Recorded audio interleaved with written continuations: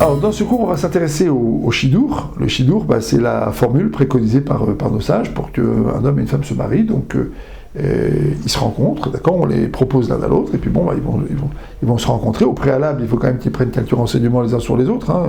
C'est pas la peine de commencer une rencontre s'il n'y a aucune chance que ça marche, d'accord. Et le niveau religieux, l'engagement, les familles, le métier, où cette personne veut vivre. Si elle a été mariée, elle a divorcé, elle a des enfants, si elle n'a jamais été mariée et qu'elle a 40 ans, pourquoi elle n'a pas été mariée? Bref, des questions quand même qui sont des questions importantes. Et puis ensuite, après, on se rencontre, on va aller 10 fois 3 heures ensemble.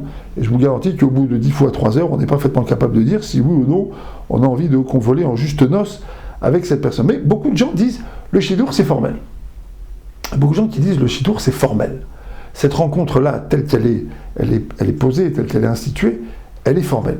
Alors c'est très intéressant cet argument-là du formalisme, parce que, en fait, ce qu'on reproche au Shidur, c'est ce qui fait sa force. Quand les gens se rencontrent au resto, en soirée, et voilà, ils se draguent, et puis après ils sortent ensemble, et tout, etc. En fait, ils ne s'engagent pas. Ils s'engagent à kiffer ensemble, pour être trivial. Ils s'engagent à tirer du plaisir de la vie ensemble. Mais ils ne s'engagent pas l'un envers l'autre. Et c'est assez étonnant parce que finalement, dans ce jeu, J-E-U, et dans ce jeu J-E, dans cette superposition des jeux, les grandes perdantes, ça reste quand même les madames.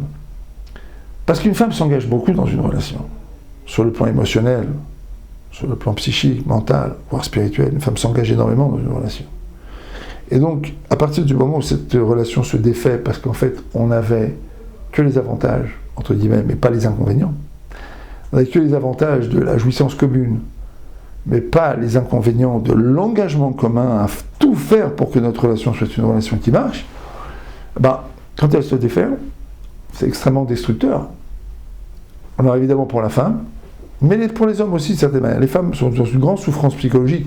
Après 3, 4, 5, 6, 7 aventures qui n'ont pas marché, elles sont là, 35 ans, 38 ans, pas mariées, et elles ont envie de se marier. Les hommes, eux, n'en se rendent pas compte, mais en vérité, quelque chose se défait en eux. Et ce qui se défait en eux, c'est la patience, c'est le don, c'est le partage, c'est l'écoute, c'est l'empathie. C'est ce qui se défait. Sans s'en rendre compte, subrepticement, un homme qui vit des aventures comme ça, les unes derrière les autres, finit par devenir un peu égoïste. Il développe son égoïsme. Et donc en vérité, il y a deux structures psychiques ici qui, à un moment donné, de leur vie, vont se rencontrer. Ils se marient, mais ils se marient avec ses blessures. Ils se marient avec ses handicaps. Alors il faut savoir que le modèle du Shidur, c'est un modèle qui peut éviter beaucoup de problèmes, parce que c'est un modèle qui précisément permet aux individus de se rencontrer parce qu'on veut se marier. Donc c'est clair, on s'engage dans la rencontre, donc on s'y engage. C'est pas que maintenant je me mets dans la rencontre parce que j'ai envie d'en profiter, ou parce qu'on se trouve bien tous les deux, et voilà, et on passe du bon temps ensemble. Non, pas du tout. On se rencontre parce qu'on veut s'engager.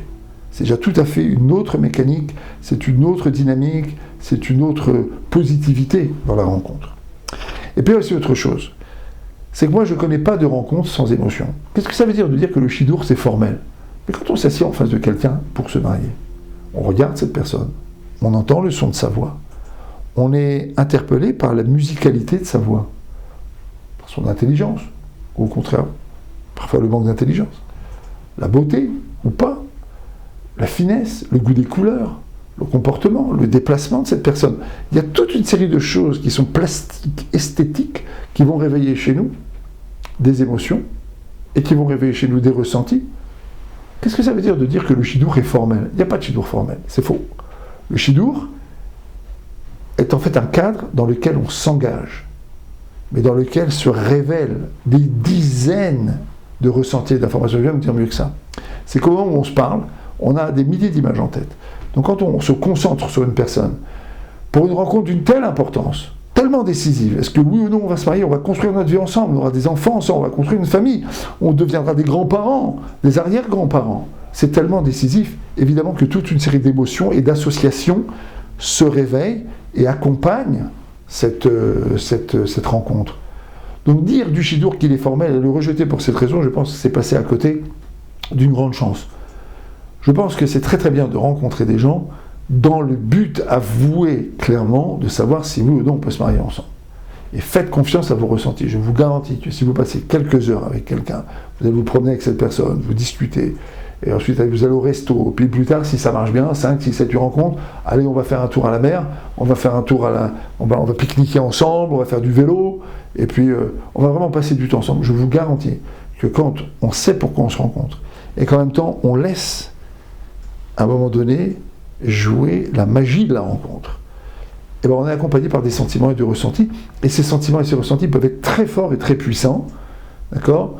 Et ce qui est intéressant, c'est que si le Shidour est bien fait, que vous ayez 20 ans, 25, 40, 50 ou 60, ne tombez pas dans le piège de dire « Ah bah les gens de 40 ans, de toute façon, ça va, on peut leur donner le numéro de téléphone, ils se débrouillent très bien tout seuls. » Non, non, non, non, pas du tout.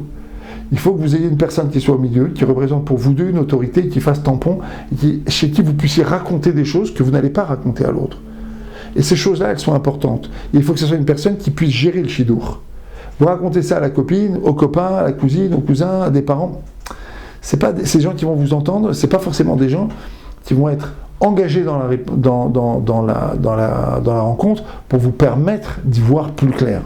D'accord ? N'hésitez pas, si on vous propose un Shidour, quel que soit votre âge, à mettre une personne au milieu et que cette personne soit quelqu'un qui va gérer les rencontres et qui va vous aider au moins dans les 2 ou 3 premières rencontres à avoir les bons réflexes, à poser les bonnes questions. Et c'est fondamental aussi de poser des questions. Avant de faire la première rencontre, posez des questions. La famille, le parcours, le niveau religieux, où on va s'installer, le projet professionnel, le projet de vie. Ayez des données qui soient des données quand même claires et nettes, qui sont des données de construction personnelle et de construction de vie, pour pouvoir précisément savoir si vous ou non vous faites le Shidour. Puis sachez aussi autre chose. La première rencontre dans un Shidour, c'est pour savoir si on peut faire un Shidour. D'accord ? Parce que vous avez tout à fait la possibilité, et c'est ça qui est fantastique dans ce système, de dire, bon, c'est pas pour moi. Alors il faut savoir avoir du tact. Il ne faut pas téléphoner à l'autre pour lui dire non, je ne veux pas me marier avec toi. C'est pour ça qu'il faut qu'il y ait quelqu'un au milieu. D'accord ? C'est pour ça que c'est important que la personne qui vous a présenté, ou la personne qui va gérer le Shidour, d'accord, va être une personne à qui vous pourrez dire je préfère ne pas continuer. Et s'il y a des choses qui risquent de un peu vexer l'autre, alors vous allez pouvoir dire je préfère ne pas continuer pour telle ou telle raison.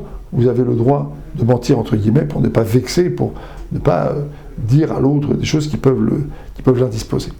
Voilà, je pense que c'est ce qui fait la force du Shidour, c'est ce qui fait la force de ce type de rencontre, mais surtout, il y a un mot-clé, peut-être un gros mot aujourd'hui, fondamentalement, mais c'est ça le mot-clé, c'est l'engagement. On se rencontre pour s'engager, et donc ça change tout.